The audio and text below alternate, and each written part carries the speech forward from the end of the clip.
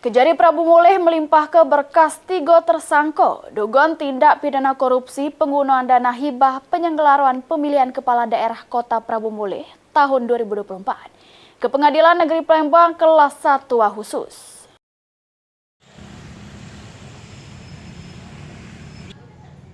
Kejaksaan Negeri Prabu Mulih ngelimpah ke berkas kasus dugaan tindak pidana korupsi penggunaan dana hibah penyelenggaraan pemilihan kepala daerah Kota Prabu Mulih tahun 2024 ke Pengadilan Negeri Palembang kelas 1A khusus.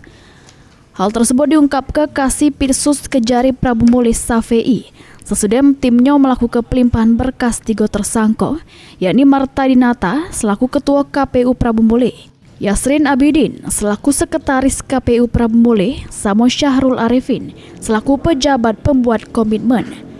Ditambah ke Syafei sesudah pelimpahan ini, ketiga tersangka dipastikan segera jalani proses persidangan di Pengadilan Tipikor Palembang.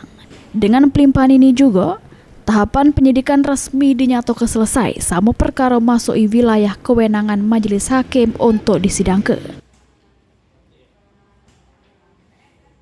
Pirsus Kejaksaan Negeri Prabu Mulih telah melakukan pelimpahan berkas perkara dugaan tindak pidana korupsi penggunaan dana hibah penyelenggaraan pemilihan kepala daerah wali kota dan wakil wali kota Kota Prabu Mulih tahun 2024. Hal mana alhamdulillah lancar hari kita limpahkan ke pengadilan atas nama untuk 3 tersangka atas nama sebagai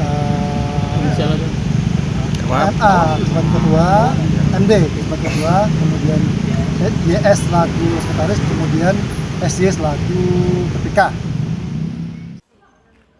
Dijerat pasal 2-3 Undang-Undang Nomor 31 Tahun 1999 junto Undang-Undang Nomor 20 Tahun 2001 tentang pemberantasan tindak pidana korupsi. Heru Wahyudi, PAL TV. Menggunakan kegiatan yang di luar dari Arabia.